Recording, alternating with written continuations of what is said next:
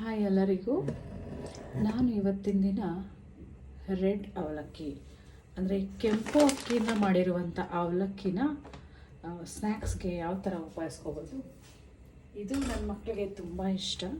ಇದಕ್ಕೆ ಬೇಕಾಗಿರುವ ingredients red ಅವಲಕ್ಕಿಯಿಂದ ಮಾಡಿರೋದು, ರೆಡ್ ಅಕ್ಕಿಯಿಂದ ಮಾಡಿರೋ ಅವಲಕ್ಕಿ, ಕ್ರಷ್ ಮಾಡಿಟ್ಕೊಂಡಿರೋ ಗಾರ್ಲಿಕ್, ಮತ್ತು ನನ್ನ ಮಕ್ಕಳಿಗೆ ಕ್ಯಾಶ್ಯೂ ನಟ್ಸ್, ಪೀನಟ್ಸ್ ಹಾಕಿದ್ದೀನಿ, ಅಂದರೆ ಶೇಂಗಾ ಬೀಜ, ಕರಿಬೇವು, ಮತ್ತು ಒಗ್ಗರಣೆಗೆ ಮೆಣಸಿನ್ಕಾಯಿ, ಉಪ್ಪು, ಖಾರ ಮತ್ತು ರುಚಿಗೆ ತಕ್ಕಷ್ಟು ಉಪ್ಪು, ಒಗ್ಗರಣೆಗೆ ಮತ್ತು ಸಾಸಿವೆ, ಜೀರಿಗೆ.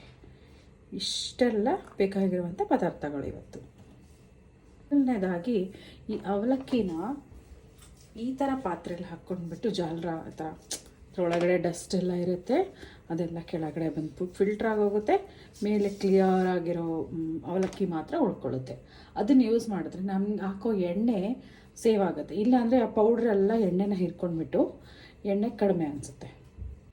ನೋಡಿ, ಈ ಥರ ಪಾತ್ರೆಯಲ್ಲಿ ಈ ಥರ ಮಾಡಿಕೊಂಡ್ರೆ ಕೆಳಗಡೆ ಇರೋ ಪುಡಿ ಎಲ್ಲ ಫಿಲ್ಟ್ರ್ ಆಗೋಗುತ್ತೆ. ಸೊ ನಮಗೆ ಮೇಲೆ ಕೆಂಪು ಅವಲಕ್ಕಿ ಮಾತ್ರ ಸಿಗಿಕೊಂಡು ಒಂದು ದೊಡ್ಡ ದಪ್ಪ ತಳ ಇರೋ ಪಾತ್ರೆಯಲ್ಲಿ ಬರೀ ಈ ಅವಲಕ್ಕಿನ ಹಾಕಿಬಿಟ್ಟು ಸಣ್ಣಗೆ ಮೀಡಿಯಮ್ ಥರ ತುಂಬ ತಿರುಗಿಸ್ಬೇಡಿ. ಜಾಸ್ತಿ ಹೊತ್ತು ತಿರುಗಿಸಿದ್ರೆ ಅವಲಕ್ಕಿ ಪುಡಿ ಆಗೋಗುತ್ತೆ. ಮೇಲಿಂದ ಕೆಳಗಡೆ, ಕೆಳಗಡೆಯಿಂದ ಮೇಲೆ ಆಗಿಬಿಟ್ಟು ತಿರುಗಿಸ್ಬೇಕು. ಅದನ್ನು ಈ ಥರ ನೋಡಿದಾಗ ನೋಡಿ ಕ್ರಿಸ್ಪಿ ಆಗೋಗುತ್ತೆ. ಅಲ್ಲಿವರೆಗೂ ಎಣ್ಣೆ ಇಲ್ಲದೇ ಹುರಿದ್ರೆ ಚೆನ್ನಾಗಿರುತ್ತೆ. ಆಮೇಲೆ ಒಗ್ಗರಣೆಗೆ ಎಣ್ಣೆ ಹಾಕ್ಕೋಬೇಕು. ಈ ಥರ ಕ್ರಿಸ್ಪಿಯಾಗಿ ಕೆಂಪು ಹುರ್ಕೊಂಡಿದ್ದೀನಿ. ಅದನ್ನು ಬೇರೆ ತಟ್ಟಲ್ಲಿ ಹಾಕ್ಕೋತೀನಿ.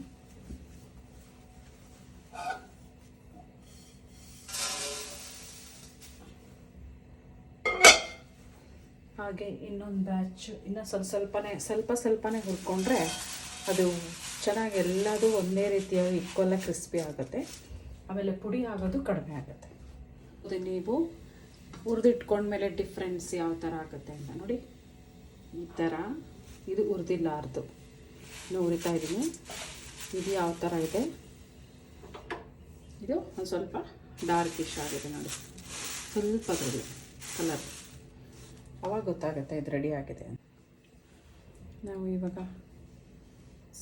ಅಂತ ಅರ್ಧ ಬಟ್ಲಷ್ಟು, ಚಿಕ್ಕದಾದ ಅರ್ಧ ಬಟ್ಲಷ್ಟು ಎಣ್ಣೆ ತೊಗೊಂಡಿದ್ದೀನಿ.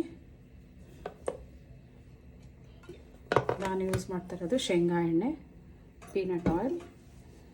ಇದಕ್ಕೆ ಎಣ್ಣೆ ಕಾದ್ಮೇಲೆ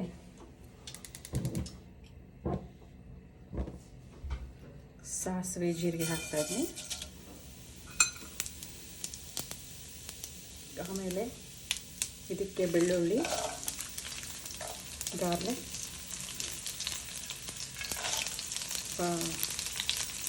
ಗೋಡಂಬಿ ಮತ್ತು ಶೇಂಗಾ ಹಾಕ್ಕೊಂಡು ಹುರ್ಕೋತಾ ಇದ್ದೀನಿ.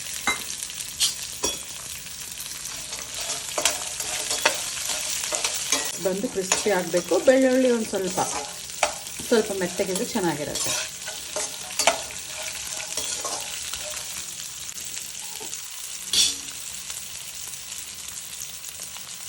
ಹಾಗೆ ಒಣಮೆಣಸಿನ್ಕಾಯಿ, ಕರಿಬೇವು,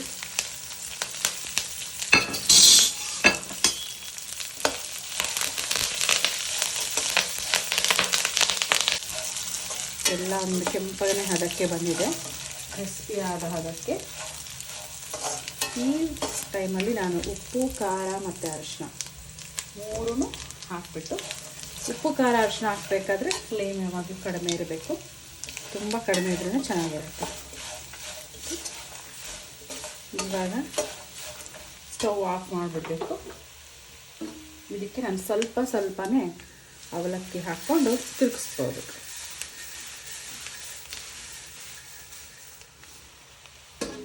ಮೇಲೆ ಕೆಳಗೆ ಮಾಡ್ಕೊಬೇಕು ನೋಡಿ. ಈ ಖಾರದ ಪುಡಿ ಎಲ್ಲ ನೀಟಾಗಿ ಕುತ್ಕೋಬೇಕು ಇದಕ್ಕೆ, ಅವಲಕ್ಕಿಗೆ. ಕಾಣಿಸ್ತಾಯಿಲ್ಲ. ಸ್ಟವ್ ಆಫ್ ಮಾಡ್ಕೊಂಡ್ಬಿಡಿ ಸಾಕು. ಆಗಲೇ ಖಾರದ ಪುಡಿ ಹಾಕಿ ತಿರುಗಿಸ್ತೀವಲ್ವ, ಹಾಗೆ ಸ್ಟವ್ ಆಫ್ ಮಾಡ್ಕೊಂಡ್ಬಿಟ್ಟು ನಿಧಾನಕ್ಕೆ ಸ್ವಲ್ಪನೇ ಹಾಕಿಬಿಟ್ಟು ಕಲಿಸ್ತಾ ಹೋಗಿ ಒಂದು 10 ನಿಮಿಷ.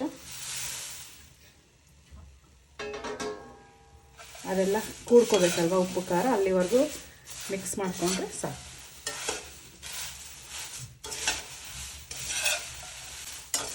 ಈ ಥರ 2 ಸ್ಪೂನ್ ತೊಗೊಂಡು ಮಿಕ್ಸ್ ಮಾಡಿದ್ರೆ ಬೇಗ ಆಗುತ್ತೆ. ಇಲ್ಲಾಂದರೆ ಒಂದೇ ಕೈಯಲ್ಲಿ ತುಂಬ ನೋವಾಗಿಬಿಡುತ್ತಲ್ವ.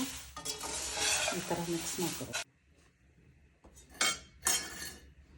ಇವಾಗ ನೋಡಿ ಪಾತ್ರೆ ಎಲ್ಲ ತಣ್ಣಗಾಗೋವರೆಗೂ ನಾನು ಇದರಲ್ಲೇ ಬಿಟ್ಟಿದ್ದೆ. ಇವಾಗ ನನ್ನ ಮಗನ ಕರೆಯೋಣ, ಸ್ನ್ಯಾಕ್ಸ್ ಹೇಗಾಗಿದೆ ಅಂತ ಟೇಸ್ಟ್ ಮಾಡಿ ಹೇಳ್ತಾನೆ. ಅದ್ವಿಕ್ ಬಾ ಚಿನ್ನು. ಟೇಸ್ಟ್ ಮಾಡಿ ನೋಡಮ್ಮ ಹೇಗಾಗಿದೆ.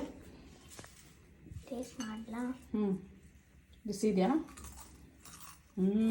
ನೋಡಿ ಕ್ರಿಸ್ಪಿಯಾಗಿ ಕ್ರಂಚಿಯಾಗಿದೆ ಅಲ್ವಾ? ಸೂಪರ್ ಅಲ್ವಾ?